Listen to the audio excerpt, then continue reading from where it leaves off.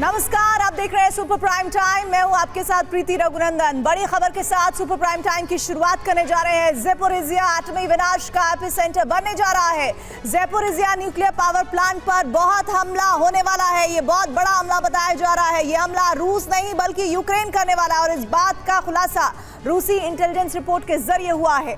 Zelensky को Biden का green signal मिल चुका है। यूक्रेनी फोर्स किसी भी वक्त ज़ैपोरिज़िया प्लांट को तबाह कर सकती है और इसके बाद रूस और नेटो में छिड़ जाएगा एटमी जंग का वो सिलसिला जो कभी नहीं थमेगा। ये वो युद्ध होगा जो 10 साल के अंदर करोड़ों जिंदगियों को निगल जाएगा। आखिर कैसे है इसका जवाब हमारी आप ये एक्सक्लूसिव रिपोर्ट में जानिएगा कि एक्सक्लूसिव वॉर रिपोर्ट हम आपके लिए लेकर आए हैं।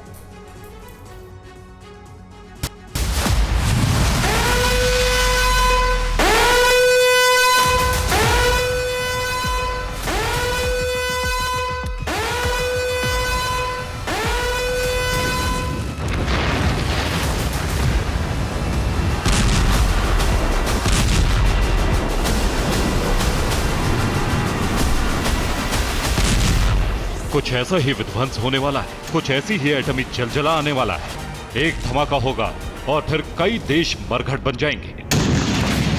महाविस्फोट होगा और तमाम शहर खंडर बन जाएंगे। ज़ैपोरिज़िया पावर प्लांट परमाणु युद्ध का एपिसेंटर बनने जा रहा है। ज़ैपोरिज़िया प्लांट की वजह से रूस और अमेरिका में एटमी जंग हो सकती है। ज़ेलेंस्की ने रूस से बदले का जो प्लान तैयार किया है उसने एटमी विध्वंस का सबसे बड़ा अलार्म बजा दिया है। ज़ेलेंस्की के ऑर्डर के बाद यूक्रेनी force Zaporizhzhia nuclear power plant को उड़ाने वाली है। यूक्रेन का यही हमला परमाणु वर्ल्ड वॉर की वजह बनेगा। ज़ेलेंस्की के विध्वंसक प्लान का खुलासा रूसी इंटेलिजेंस एजेंसी FSB की रिपोर्ट से हुआ है। रूस के विदेश मंत्रालय की प्रवक्ता मरिया जखरोवा ने ऑफिशियली ऐलान किया है। Ukraine Zaporizhzhia nuclear power plant पर बड़ा हमला करने की तैयारी कर रहा है। एटमी रेडिएशन को मापने के लिए कीव में कई डिवाइस लगाए गए हैं। यूक्रेन में लोगों को रेडिएशन से बचने की ट्रेनिंग दी जा रही है। सच भी यही है। इस तस्वीर को देखिए। ज़ैपोरिज़िया पावर प्लांट पर हमले के बाद रेडिएशन होगा। यही वजह है कि यूक्रेन कई दिनों से अपने लोगों को रेडिएशन से बचाने की ट्रेनिंग दे रहा है। ज़ैपोरिज़िया से सटे इलाकों में ये अभियान जोर शोर से चलाए जा रहे हैं। यह इस बात का संकेत दे रहा है कि ज़ैपोरिज़िया प्लांट पर जल्द ही महाविस्फोट होने वाला है। क्रेमलिन को जैसे ही ज़ेलेंस्की के विध्वंसक प्लान की जानकारी मिली, उसने ज़ैपोरिज़िया पावर प्लांट में मौजूद अपने सैनिकों को वहां से निकालने का ऑर्डर जारी कर दिया। रूसी सेना का काफिला न्यूक्लियर पावर प्लांट से लौटने लगा। सड़क पर धूल उड़ाते हुए दौड़ते हुए ये टैंक्स रूस के हैं। रूसी सेना ज़ैपोरिज़िया पावर प्लांट को इसलिए खाली कर रही है क्योंकि रूसी इंटेलिजेंस का कहना है कि यूक्रेन काखोवका डैम की तरह ही ज़ैपोरिज़िया परमाणु संयंत्र को भी उड़ाने वाला है। FSB की इसी रिपोर्ट के बाद महाविनाश का सबसे बड़ा सायरन बजने लगा है।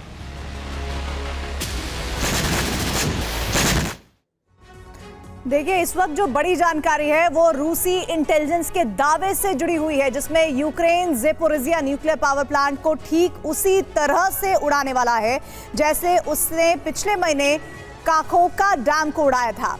इस दावे में दम भी नजर आ रहा है। यूक्रेन अब तक रूस पर 3 बड़े अटैक कर चुका है। सितंबर 2022 को नॉर्थ स्ट्रीम पाइपलाइन को उड़ा दिया था उसने। इसके पीछे यूक्रेन का ही हाथ बताया जा रहा है। अक्टूबर 2022 को यूक्रेन ने कर्च ब्रिज को तबाह कर दिया था। पिछले महीने यूक्रेनी फोर्स ने काखोवका डैम पर हमला कर डाउनस्ट्रीम रशियन फोर्सेस को पीछे हटने के लिए मजबूर कर दिया था। अब सवाल यह है कि आखिर Ukraine Zaporizhzhia nuclear power plant पर अटैक क्यों करेगा? इसके 4 जवाब हैं। पहला ये कि यूक्रेन का काउंटर ऑफेंसिव फेल हो चुका है। बड़ी तादाद में पश्चिमी देशों के टैंक और हथियार तबाह हो चुके हैं। यूक्रेन का एयर डिफेंस सिस्टम ध्वस्त हो चुका है और यही वजह है कि उसकी तबाही तय है। ज़ेलेंस्की ने फैसला लिया है कि नेटो से मिले टैंकों को वो फ्रंट लाइन पर नहीं भेजेगा। अभी सिर्फ मिसाइल, रॉकेट और ड्रोन से पिन पॉइंट अटैक करके रूस की मजबूत पोजीशन को खत्म करने का प्लान बनाया उसने।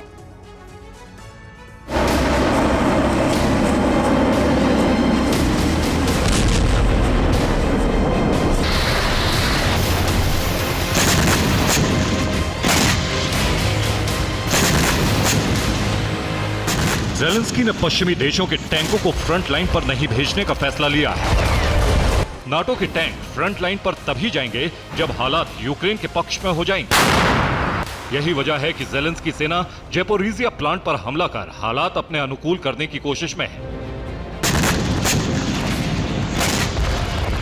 यूक्रेन महातबाही का बटन पश्चिमी देशों के इशारे पर दबाने वाला है।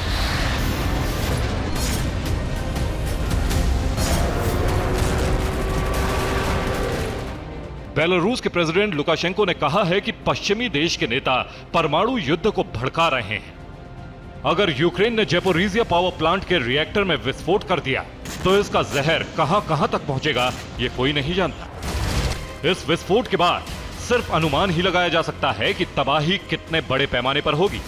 हार्वर्ड यूनिवर्सिटी की रिसर्चर मारियाना बजरिन ने दावा किया है कि रेडिएशन हवा की दिशा पर निर्भर है और दिशा पश्चिमी हो सकती है, जिसमें रूस के एक बड़े हिस्से समेत पूरा Ukraine, Moldova, Belarus, Lithuania, Latvia, Estonia, Finland, Sweden, Greece, Bulgaria, Serbia, Romania, Hungary, Slovakia, Poland, Italy, Croatia, Austria, चेक, France, Belgium, Netherlands, Germany, Denmark, UK और आयरलैंड से भी आगे आइसलैंड तक रेडिएशन की चपेट में होंगे। विस्फोट के बाद सवाल हवा की दिशा का है। ये विस्फोट यूरोप ही नहीं बल्कि रूस समेत एशिया के कई देशों को भी इस महाविनाशक रेडिएशन की चपेट में ला सकता है।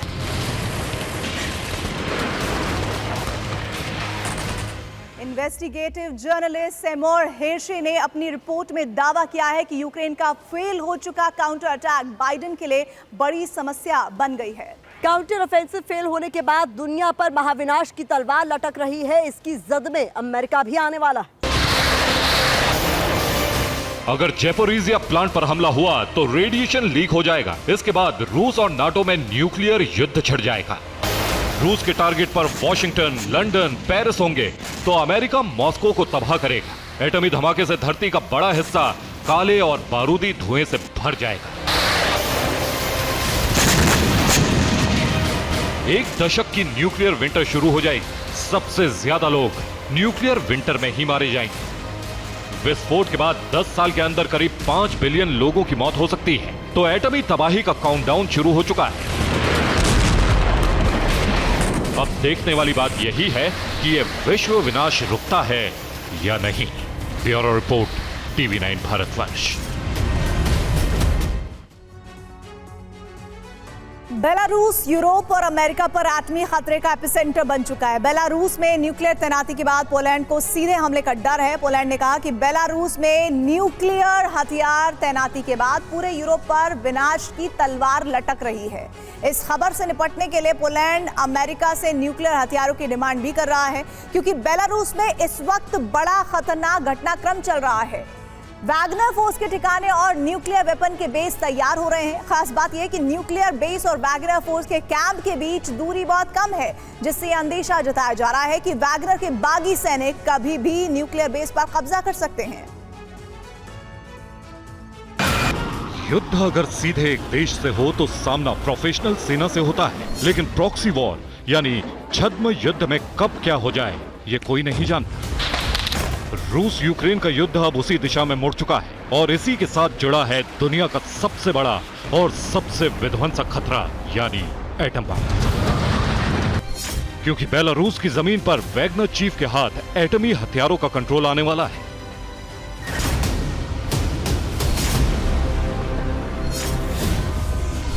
इस एक खबर ने पूरे यूरोप में आतंक फैला दिया है। बेलारूस के पड़ोसी देशों को डर है कि उनके ऊपर कभी भी सीधा न्यूक्लियर हमला हो सकता है। रूस के बागी गुट वैगनर ने अगर हमला किया तो इस हमले के लिए रूस को सीधा जिम्मेदार नहीं ठहराया जा सकता है। इसीलिए बेलारूस के पड़ोसी देश काउंटर अटैक की तैयारी कर रहे हैं। पोलैंड ने भी बेलारूस को जवाब देने के लिए न्यूक्लियर हथियारों की डिमांड की है। मोराविकी ने कहा है कि पोलैंड में परमाणु हथियार तैनात किए जाएं। अमेरिका को पोलैंड में परमाणु बेस बनाना चाहिए। बेलारूस में एटमी तैनाती से निपटने के लिए कारगर कदम उठाए जाएं। हालांकि पहले से ही अंदेशा है कि पोलैंड की जमीन पर अमेरिका न्यूक्लियर बेस बना चुका है। रूस बेलारूस की तर्ज पर अमेरिका और पोलैंड के बीच परमाणु हथियार तैनाती का समझौता होता है तो यूरोप में न्यूक्लियर खतरा और ज्यादा बढ़ जाएगा। और खबर यह है कि यूरोप के 5 देशों में अमेरिका के 100 न्यूक्लियर वॉरहेड पहले से मौजूद है, लेकिन बीते कुछ महीनों में पेंटागन ने यूरोप में परमाणु जखीरा बढ़ाया है। उनकी तैनाती कहां और कितनी तादाद में है, अब आपको मैं ये बताती हूं। अमेरिका का पहला ठिकाना है बेल्जियम के क्लेनब्रोगिल में। ये यहाँ एयरबेस है जहां पर B-61-3 नाम के 25 न्यूक्लियर बम तैनात हैं। दूसरा ठिकाना है जर्मनी का ब्रुकेल एयरबेस, यहाँ भी 25 B-61-3 न्यूक्लियर वॉरहेड यहाँ पर तैनात है। अमेरिका का तीसरा ठिकाना है इटली का एवियानो एयरबेस, यहाँ पर 25 यानी 25 B-61-3 परमाणु बम रखे हुए हैं। चौथा ठिकाना है इटली का गेदी एयरबेस, यहाँ पर 20 B-61-3 न्यूक्लियर वॉरहेड यहाँ पर रेडी बताए जाते हैं। पांचवा न्यूक्लियर ठिकाना है नीदरलैंड्स का वोकेल एयरबेस, यहाँ भी 25 B-61-3 न्यूक्लियर बम रखे गए हैं। और छठा ठिकाना है जो बेस है तुर्की का इंसुरलिक एयरबेस, यहाँ पर 30 B-61-3 न्यूक्लियर वॉरहेड तैनात किए गए हैं, यानी कि वो तैयार हैं। अब इस तरह यूरोप में सुपर पावर के 150 न्यूक्लियर वॉरहेड पहले से तैनात हो चुके हैं। अगर अमेरिका पोलैंड में अपने न्यूक्लियर हथियार तैनात करता है तो यूरोप में इनकी गिनती 150 से ज्यादा हो जाएगी। पोलैंड ने न्यूक्लियर हथियारों की डिमांड की है तो उसके पीछे वजह है बेलारूस और वैगनर प्रमुख प्रिगोजिन का गठजोड़। बेलारूस में जारी गतिविधियों की सैटेलाइट इमेजेस जारी होने के बाद खतरे को भांपते हुए ही पोलैंड ने अमेरिका से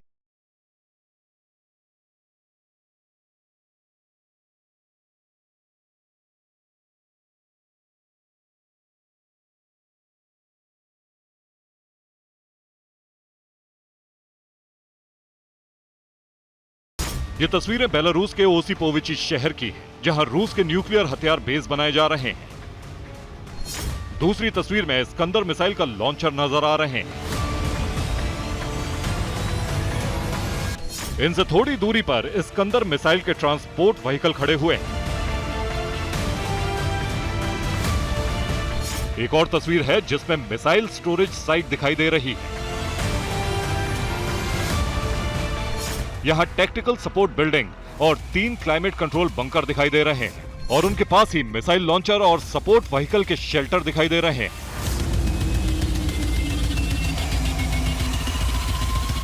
अब इन ठिकानों पर रूस के न्यूक्लियर हथियार तैनात हो चुके हैं।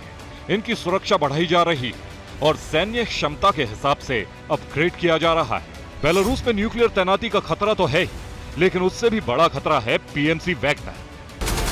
कल तक जो वैगनर ग्रुप रूस का सबसे बड़ा दुश्मन माना जा रहा था, जिसने रूस को गृह युद्ध में झोंकते जैसा संगीन अपराध किया, अब वही वैगनर ग्रुप पुतिन के एन विनाशकों की सुरक्षा करेगा। इतना ही नहीं, आशंका तो यह भी जताई जा रही है कि आने वाले वक्त में यूक्रेन पर न्यूक्लियर अटैक भी वैगनर ग्रुप ही करेगा, क्योंकि बेलारूस में मौजूद रूस के एटमी वेपन्स की सुरक्षा वैगनर ग्रुप को सौंपी गई है। बेलारूस के न्यूक सेंटर पर वैगनर लड़ाकों की तैनाती होगी। वैगनर चीफ प्रिगोजिन के पास एटमी अड्डों का कंट्रोल होगा।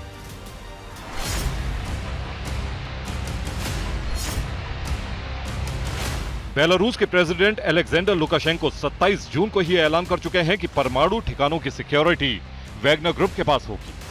अब वैगनर ग्रुप के ठिकाने भी इस नए न्यूक्लियर बेस के नजदीक बनाए जा रहे हैं।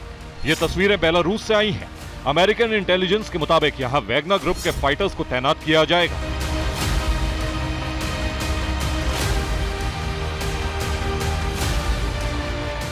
ओसिपोविची में वैगनर ग्रुप का सैन्य बेस बनाया जा रहा है। अस्थायी सैन्य बेस में 303 टेंट बनाए गए हैं। टेंट की क्षमता 20 से 50 सैनिकों की है। इस कैंप में 15,000 वैगनर सैनिक रुकेंगे। खास बात यह है कि इस कैंप की दूरी न्यूक्लियर बेस से सिर्फ 25 किलोमीटर है। साथ ही वैगनर लड़ाके बेलारूस की सेना को जंग लड़ने की ट्रेनिंग भी देंगे। लुकाशेंको ने खुद वैगनर की तारीफ करते हुए इसका ऐलान किया है। Тем больше убеждаемся, что оно должно лежать у нас, в Беларуси, в надежном месте. И я уверен, что нам никогда не придется его применять, пока оно у нас, и никогда на нашу землю. Это для нашей армии благо. Это самые подготовленные люди. Говорят, там зэки. Послушайте, все военнослужащие, которые там были. न्यूक्लियर बेस का रिमोट कंट्रोल एक तरह से वैगनर ग्रुप को मिलने वाला है। दुनिया की सबसे खतरनाक प्राइवेट आर्मी को दुनिया का सबसे विध्वंसक हथियार मिलना ही पूरे यूरोप के लिए महाविनाश का अलार्म है। बेलारूस के Su-25 जेट को पिछले साल ही न्यूक्लियर हमले के लिए अपग्रेड किया जा चुका है। इसके अंदर मिसाइलें तैनात हो चुकी हैं। इसीलिए पोलैंड कह रहा है कि यूरोप में न्यूक्लियर विनाश का बवंडर कभी भी शुरू हो सकता है। Bureau report, TV9 Bharatvarsh.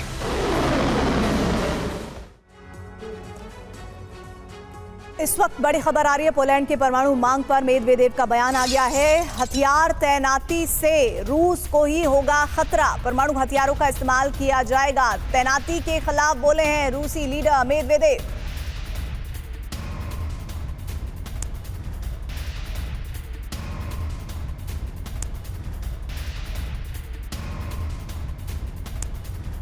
Ukraine पर बारूदी बारिश थम नहीं रही है। पुतिन ने रशियन आर्मी को खुली छूट दी है। हथियार और गोला बारूद की सप्लाई भी तेज है। हर नए दिन के साथ यूक्रेन में बर्बादी का आंकड़ा बढ़ता जा रहा है। शुक्रवार को एक बार फिर रशियन फोर्स ने कहर बरपाया। यूक्रेन के कई सैन्य ठिकाने तबाह कर दिए गए। हथियारों के गोदाम पर रूस का टारगेट जारी है। काला सागर के ऊपर से रशियन फाइटर जेट्स ने यूक्रेन पर फिर मिसाइल दागी। वॉर जोन से तबाही की तस्वीरों का सैलाब आ रहा है। यूक्रेन को हथियारों के साथ ही अपने कई आर्मी अफसर और जवानों को गंवाना पड़ा है। अलर्ट का सायरन गूंजा, धमाकों से दहशत मची और एक बार फिर बम और मिसाइलों के शोर से सहम गए यूक्रेन के कई शहर। यूक्रेन पर रूस का जबरदस्त प्रहार जारी। जैसा बुधवार बीता, जैसा गुरुवार बीता, वैसे ही दहशत से भरा जून का आखिरी दिन। आसमान से नजर, हवा से हमला भयंकर। रशियन फौज चुन चुनकर यूक्रेनी सैनिकों का शिकार कर रही है। देखिए कैसे रूस के लड़ाकू हेलीकॉप्टर्स वॉर जोन में सर्च अभियान चला रहे हैं। यूक्रेन के सैनिक जहां भी जमा हैं, वहां आसमान से आग बरसाई जा रही है। ये रशियन Mi-35 हेलीकॉप्टर है। रूस की वायुसेना उन इलाकों में हमला कर रही है जहां एयर डिफेंस की तैनाती अब तक नहीं की गई। रूस से मुकाबला, लेपर्ड टैंक से हमला।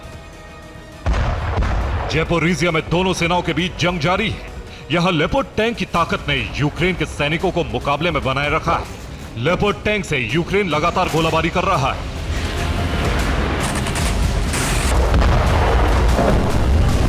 जंग का दूसरा बड़ा हॉट सेंटर डोनेस्क है। यहां यूक्रेनी फौज रूस को लगातार नुकसान पहुंचा रही है। यूक्रेन की सेना ने गुरुवार को रशियन कमांड सेंटर को तबाह कर दिया था। अब रूस ने यहां पलटवार किया है। रूस के कई Ka-52 हेलीकॉप्टर्स को इस इलाके में भेजा गया है। यूक्रेनी फौज की कई बख्तरबंद गाड़ियों को तबाह कर दिया गया है। रशियन फोर्स ने यहां अब गाइडेड मिसाइल से हमला किया है। मिसाइल अटैक में यूक्रेन की सेना को भारी नुकसान हुआ है।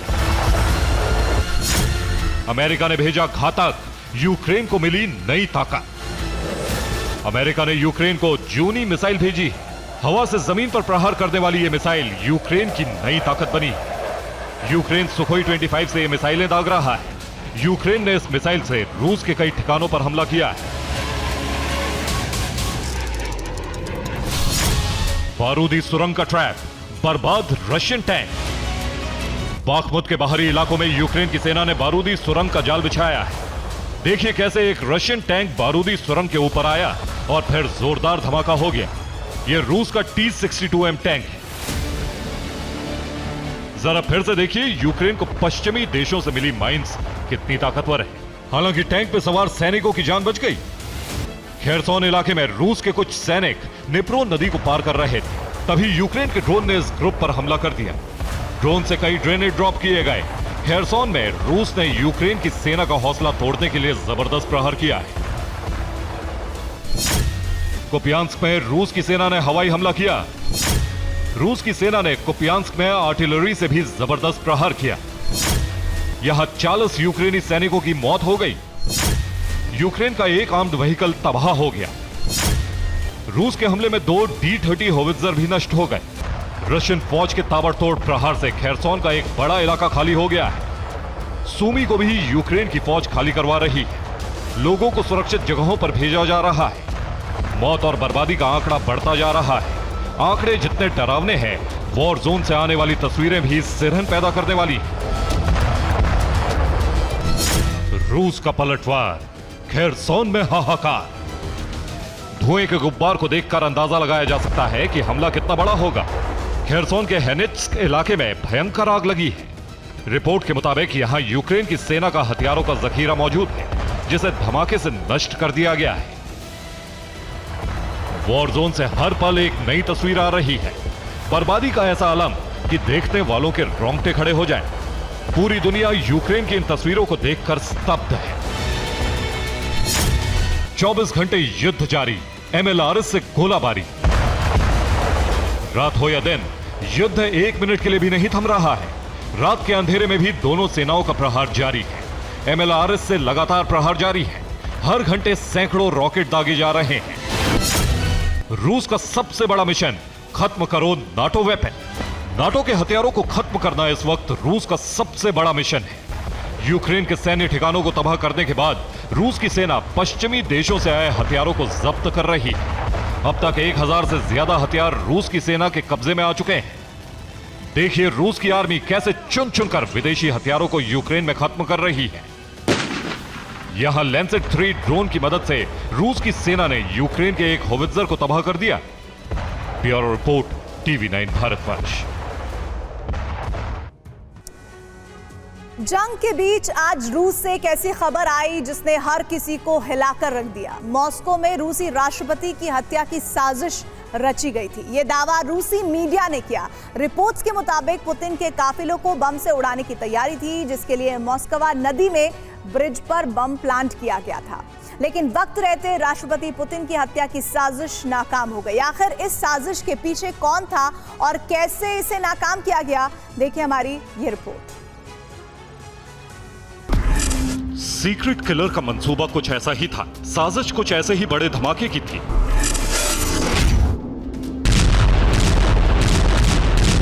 प्लान था मॉस्को को दहलाने का। टारगेट पर थे रूस के सबसे शक्तिशाली शख्स, रूसी राष्ट्रपति व्लादिमीर पुतिन।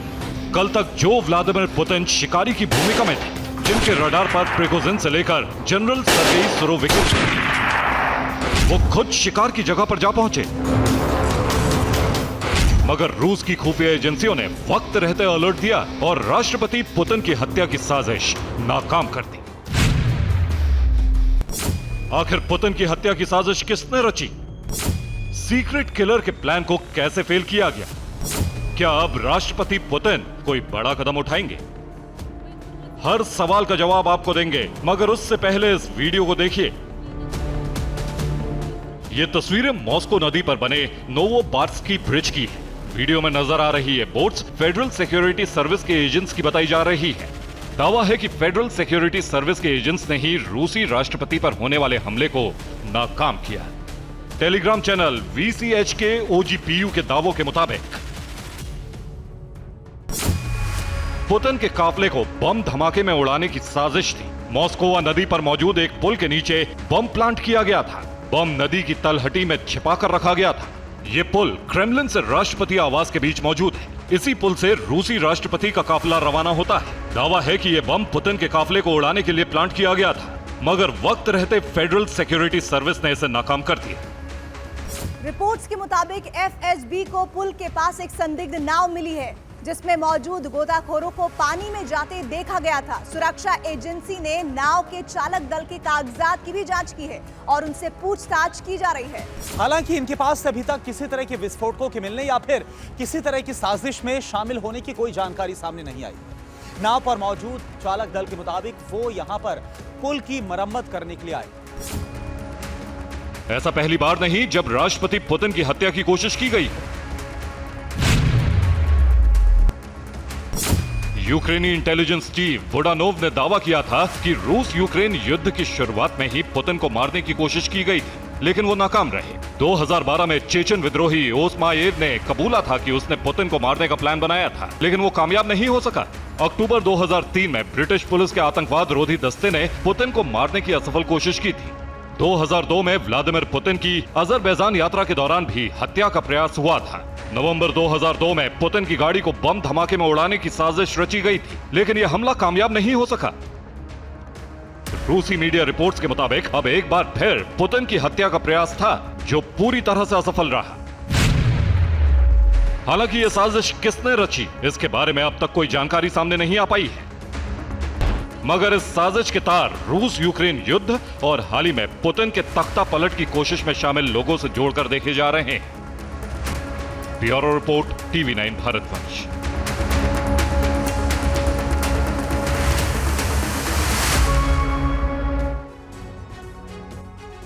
बड़ी खबर इस वक्त, यूक्रेनी पोजीशन पर रूस का हमला जारी है। हेलीकॉप्टर से बनाया निशाना, हमले में यूक्रेनी आर्म्ड व्हीकल तबाह हो गया है। तस्वीरें भी आपके सामने, हेलीकॉप्टर से ये टारगेट किया गया है और इसके बाद देखिए यूक्रेनी ठिकानों पर बमबाजी का एक और सिलसिला शुरू हो गया है। हमले में यूक्रेनी आर्म्ड व्हीकल तबाह हुए हैं। TV9 भारतवर्ष के व्यूअर्स के लिए एक्सक्लूसिव तस्वीरें इस वक्त हम आपको दिखा रहे हैं। ये सबसे नया वीडियो है। क्या अमेरिका के हथियार यूक्रेन की तबाही की वजह बनेंगे? क्या नेटो की वेपन सप्लाई तीसरे विश्व युद्ध का कारण बनने जा रहा है? ये सवाल इसलिए क्योंकि अमेरिका यूक्रेन को अपना वो अस्त्र देने जा रहा है जो पुतिन की मिसाइलों का हवा में ही शिकार करेगा। अगर ऐसा हो गया तो होगा क्या? पुतिन का बदला कैसे पूरा होगा? इसके लिए आप हमारी ये रिपोर्ट जरूर देखिए। बाइडेन के हथियार एटमी विध्वंस की वजह बन सकते हैं। अमेरिका की मिसाइल महा तबाही का सबब बन सकती है। अमेरिका के एयर डिफेंस की वजह से महाविध्वंस का खतरा बढ़ गया है। अमेरिका युद्ध की आग लगातार भड़का रहा है, यूक्रेन को घातक हथियारों से लैस कर रहा है। इस बात से पुतिन इतने क्रुद्ध हैं कि वो यूक्रेन पर परमाणु हमला कर सकते हैं। अमेरिका जल्द ही यूक्रेन को हथियारों की नई खेप भेजने वाला है। इसी खेप में अमेरिका का सुपर वेपन भी शामिल होगा। इस सुपर वेपन का नाम है हॉक एयर डिफेंस सिस्टम। रूसी फौज यूक्रेन के एयर डिफेंस सिस्टम को तबाह कर चुकी है। यूक्रेन का सुरक्षा कवच बर्बाद हो चुका है। यही वजह है कि रूस की मिसाइलों और ड्रोन को इंटरसेप्ट नहीं कर पा रहा है। नतीजतन यूक्रेन के शहर खंडर बनते जा रहे हैं। लेकिन उसे जल्द ही अमेरिका का हॉक एयर डिफेंस सिस्टम मिलने वाला है, जो न सिर्फ यूक्रेन की सुरक्षा चक्र को मजबूत करेगा बल्कि युद्ध की आग को बहुत भड़का देगा। सवाल यही है कि बाइडेन का यह हथियार ज़ेलेंस्की के लिए कैसे गेम चेंजर साबित होने वाला है। इस सवाल का जवाब आपको तब मिलेगा जब आप हॉक की फायर पावर को जानेंगे। हॉक का पूरा नाम है MIM-23 हॉक। यह medium range mobile air defence system है, मतलब इसे कहीं भी ले जाया जा सकता है। यह एक साथ कई हवाई हमलों को रोकने में सक्षम है। यह 40 किलोमीटर दूर दुश्मन की मिसाइलों को इंटरसेप्ट कर लेता है। यह एडवांस सर्विलांस रडार से लैस है, जिससे बहुत तेजी से मिसाइलों को ट्रैक कर लेता है। इसका सक्सेस रेट 85% है।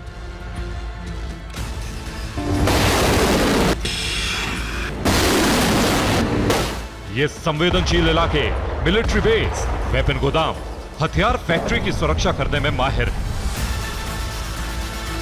अपग्रेड होने के बाद अमेरिका का हॉक और भी खतरनाक बन गया है।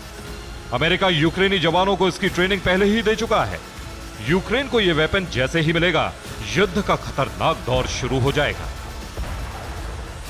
जाहिर है अमेरिका से आने वाले हथियारों से यूक्रेनी सेना न सिर्फ रूसी मिसाइलों की कब्र खोदेगी, बल्कि रूस की जमीन पर विध्वंसक हमला भी करेगी। पुतिन पहले ही ऐलान कर चुके हैं कि अगर नाटो के हथियारों से रूस की धरती पर हमला हुआ तो यूक्रेन को एटमी जलजले से कोई नहीं बचा पाएगा।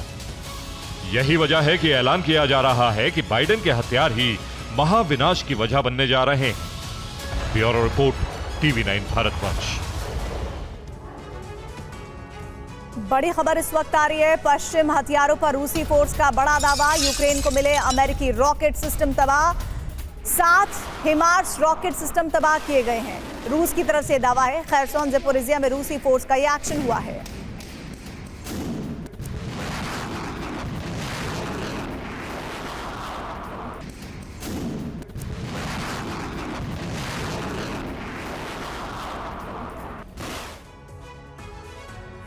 फ्रांस दंगाइयों के चंगुल में फंसकर जल रहा है। मुट्ठी भर लोगों ने फ्रांस के पूरे सिस्टम को लाचार बना दिया है। कई शहरों को हाईजैक कर लिया गया है।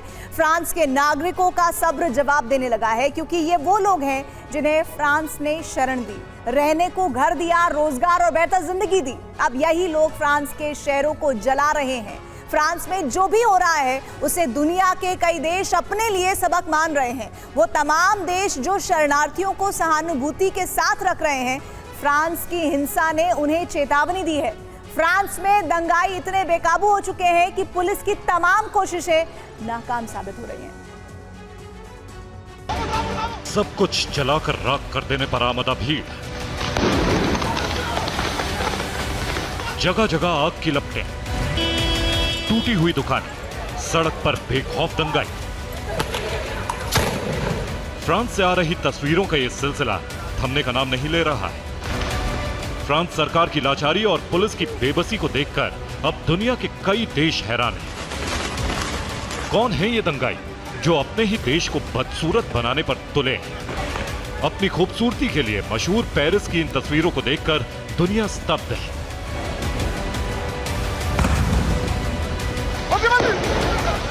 आखिर कब थमेगा ये दंगा? कौन हैं ये लोग?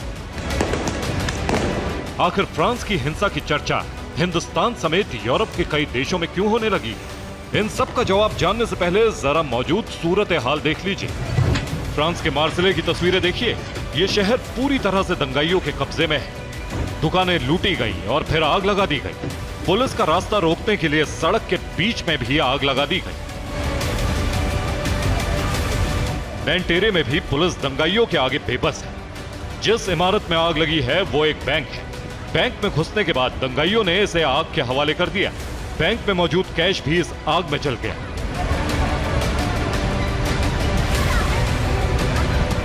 नैनटेरे की इस दुकान पर दंगाइयों का अटैक हुआ। पूरी दुकान लूट ली गई। कांच के दरवाजे को चकनाचूर कर दिया गया और फिर भीड़ वापस लौट गई। फ्रांस में दंगा फैलाने वाले इस कदर बेखौफ हैं कि वो लोगों को डराने के लिए सड़क पर हवाई फायरिंग कर रहे हैं। पुलिस से भी दंगाइयों ने बड़े पैमाने पर हथियार छीने। मार्सिले में सबसे बड़ी पब्लिक लाइब्रेरी को दंगाई ने जला दिया। सोशल मीडिया पर लोगों ने इसकी निंदा की और इसे बड़ा नुकसान बताते हुए इन प्रदर्शनों पर गहरी चिंता जाहिर की। कई लोगों ने इसे देश की संस्कृति को खत्म करने वाला हमला बताया। दंगाइयों से निपटने के लिए अब पुलिस को स्पेशल प्रोटेक्शन वाला ड्रेस दिया गया है। सरकार सड़क पर बख्तरबंद गाड़ियां भी उतार रही है। दंगा लियोन तक पहुंच चुका है। देखिए कितनी बड़ी भीड़ है। लोग आग लगाकर नारे लगा रहे हैं। फ्रांस का नैंटेस भी दंगाइयों के कब्जे में है। दुकानें लूटी जा रही हैं। सड़क को बंद कर दिया गया है। दंगाइयों ने जगह जगह आग लगा दी है। पेरिस की खूबसूरती छिन चुकी है। सड़क के किनारे जली हुई गाड़ियों की कतार है। पेरिस में दंगाइयों ने कैसा तांडव मचाया है, इसका अंदाजा इन तस्वीरों से हो रहा है। मार्सिले की इन तस्वीरों को देखिए। प्रदर्शनकारी कैसे शटर को काट रहे हैं ताकि दुकान लूटी जा सके। रिपोर्ट के मुताबिक दंगाई ज्वेलरी शॉप को लूट रहे हैं। सड़क पर मौजूद इस भीड़ को देखिए। सभी के सभी नकाबपोश हैं। ये अपना चेहरा नहीं दिखाना चाहते, लेकिन पूरे शहर को जलाकर राख करना चाहते हैं। काले कपड़ों में छिपे इन्हीं चेहरों को लेकर सवाल उठ रहे हैं। फ्रांस की यह तस्वीर सबसे अहम है। इसे यूरोप के तमाम देश एक चेतावनी के तौर पर ले रहे हैं। इसमें दंगाइयों से भिड़ रहे लोग फ्रांस के नागरिक। यहाँ पुलिस नहीं बल्कि झड़प दंगाई और फ्रांस के लोगों के बीच हो रही। फ्रांस के लोग इन दंगाइयों को खदेड़ने निकले। अब आपके मन में सवाल आ रहा होगा कि आखिर फ्रांस के नागरिकों को दंगाइयों के खिलाफ डंडा उठाने की नौबत क्यों आई? अब इस दंगे से जुड़ी तमाम पहलुओं को जान लीजिए। सबसे पहले आपको संक्षेप में बताते हैं कि यह दंगा क्यों हुआ। मंगलवार को फ्रांस में 17 साल के लड़के को गोली मारी गई। ट्रैफिक पुलिस पर गोली मारकर हत्या करने का आरोप है। लड़के का नाम नाहेल है। मां अल्जीरिया और पिता मोरक्को के हैं। नाहेल के पिता और मां दोनों फ्रांस में शरणार्थी के तौर पर आए थे। नाहेल नाम के लड़के को श्रद्धांजलि देने के लिए शरणार्थी जमा हुए और फिर दंगा भड़क गया। फ्रांस में मुस्लिम शरणार्थियों की बड़ी आबादी है। फ्रांस में करीब 10% मुस्लिम आबादी है, जिनमें ज्यादातर लोग अलग अलग देशों से शरणार्थी बनकर आए हैं। अब फ्रांस के लोगों में शरणार्थियों को लेकर गुस्सा है। ये लड़ाई जो बेसिकली पेरिस में हो रही है, जो राइट्स पेरिस में हो रहे हैं, ये माइनॉरिटीज़ और पुलिस की लड़ाई है। ये बताना भी ज़रूरी है कि 2022 में 13 मौतें हुई थी, जो कि मोस्टली अरब या फिर ब्लैक ओरिजिन्स के लोग थे यहाँ पे। और 2023 की ये तीसरी मौत है। यहाँ के लोगों को एक तरीके से याद दिला रही है ये बात 2005 में, जब सिमिलर तरीके का एक इंसिडेंस हुआ था और पूरे फ्रांस में उसका प्रोटेस्ट हुआ था। फ्रांस के लोग अब सरकार पर सवाल उठा रहे हैं कि आखिर फ्रांस में इतने बड़े पैमाने पर शरणार्थियों को क्यों आने दिया गया। फ्रांस में हिंसा के बीच अब यूरोपीय देशों में भी शरणार्थियों को लेकर सवाल उठ रहे हैं। सवाल है कि क्या शरणार्थियों को लाकर बड़ी गलती कर दी गई। पिछले 25 सालों में फ्रांस में मुस्लिमों की संख्या दोगुनी हो गई है। अल्जीरिया, मोरक्को, ट्यूनीशिया से बड़ी तादाद में मुस्लिम फ्रांस में आए हैं। फ्रांस में मुस्लिमों की आबादी 60 लाख के करीब हो चुकी है। फ्रांस की मुस्लिम आबादी सालाना 17% की अनुमानित दर से बढ़ रही है। फ्रांस में जो भी हो रहा है उसे यूरोपीय देशों के लिए सबक माना जा रहा है। माना जा रहा है कि अब खुली सीमा नीति में भी बदलाव हो सकता है। दुनिया हैरान है कि फ्रांस ने जिन्हें शरण दी, जिन्हें घर और रोजगार दिया, एक बेहतर जिंदगी दी, आज वही लोग फ्रांस का एहसान चुकाने के बजाय उसे जलाने पर तुले। Bureau report, TV9 Bharatvarsh.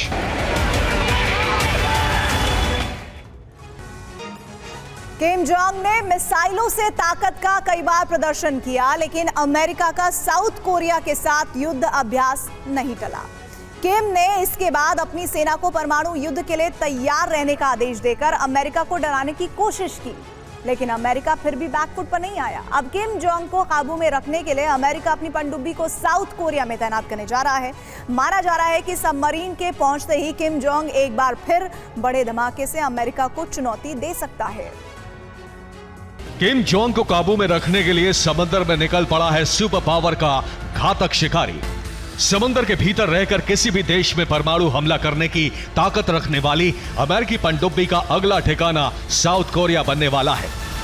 Kim Jong के ताबड़तोड़ मिसाइल टेस्ट के बाद अमेरिका ने अपनी सबमरीन को नॉर्थ कोरिया के बिल्कुल करीब भेजने का फैसला लिया है। अमेरिका की पनडुब्बी 150 टॉमाहॉक मिसाइल से लैस है। जून में यूएसएस मिशिगन ने भी साउथ कोरिया का चक्कर लगाया था। एक तरफ अमेरिका तो दूसरी तरफ जापान। अपने दो दुश्मनों से साउथ कोरिया की दोस्ती से किम जोंग का गुस्सा 7वें आसमान पर है। दूसरी तरफ दक्षिण कोरिया भी परमाणु हथियार बनाने की तैयारी कर रहा है। किम जोंग को लग रहा है कि अमेरिका की मदद से जल्द ही साउथ कोरिया परमाणु शक्ति बन जाएगा। पिछले साल दिसंबर में अमेरिका की स्पेस फोर्स ने दक्षिण कोरिया में अपनी पहली विदेशी कमान की शुरुआत की है। 2019 में अमेरिका में स्पेस फोर्स की स्थापना की गई थी। तब से अब तक यह पहली बार है जब इसका बेस किसी दूसरे देश में बनाया गया है। साउथ कोरिया में अमेरिका का सैन्य बेस भी है और हजारों की तादाद में यहां अमेरिकी सैनिक तैनात हैं। किम जोंग अमेरिका को लगातार अपने हथियारों के दम पर डराने की कोशिश कर रहा है, लेकिन अमेरिका साउथ कोरिया से दूरी बनाने के बजाय उसे और मजबूत कर रहा है। अप्रैल में अमेरिका ने अपने B-52 बॉम्बर्स को भी नॉर्थ कोरिया भेजा था। अमेरिकी B-52 बॉम्बर्स के साथ साउथ कोरिया के फाइटर जेट्स ने उड़ान भरी थी। अमेरिका के इस फाइटर जेट में न्यूक्लियर वॉरहेड वाले क्रूज मिसाइल लोड थे। बॉम्बर अपने साथ हवा से सतह पर मार करने वाले रॉकेट्स के साथ 30 टन से अधिक बम ले जाने में सक्षम है। अमेरिका का यह बॉम्बर 20 मिसाइल लेकर पूरी दुनिया में कहीं भी हमला कर सकता है। अमेरिका का यह बॉम्बर 14,080 किलोमीटर की रेंज तक अटैक कर सकता है। अप्रैल में अमेरिका ने दक्षिण कोरिया के साथ जॉइंट नेवी ड्रिल के लिए परमाणु ऊर्जा से चलने वाला यूएसएस निमित्ज विमान वाहक पोत को भी वहां भेजा था। किम जोंग के खुराफाती दिमाग में नया प्लान अमेरिका को बिग शॉक देने का है। किम जोंग चाहता है कि अमेरिका जैसा सोच रहा है नॉर्थ कोरिया उससे बड़ा झटका दे। मार्च में किम जोंग ने समंदर के नीचे रेडियो एक्टिव धमाका करने वाले ड्रोन की कामयाब टेस्टिंग का दावा किया था। अमेरिका को सैटेलाइट की तस्वीरों से पता चला है कि नॉर्थ कोरिया के न्यूक्लियर टेस्टिंग साइट को भी एक्टिव कर दिया गया है। यही वजह है कि नॉर्थ कोरिया को चेतावनी देने के लिए साउथ कोरिया के साथ लगातार युद्धाभ्यास का कई दौर चला चुका है। और अब किम जोंग को B-52 बॉम्बर की ताकत याद दिलाने के बाद अब सबमरीन की तैनाती हो रही है। Bureau report, TV9 Bharatvarsh.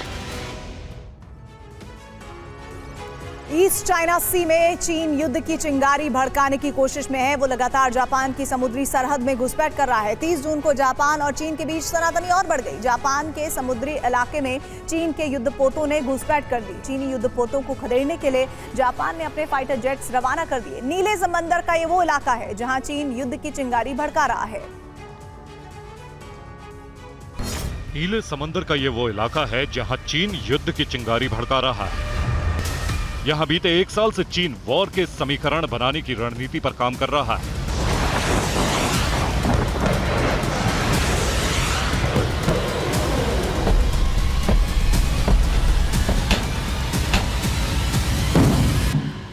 बार बार इस इलाके में घुसपैठ कर ड्रैगन जापान को उकसाने की हिमाकत कर रहा है।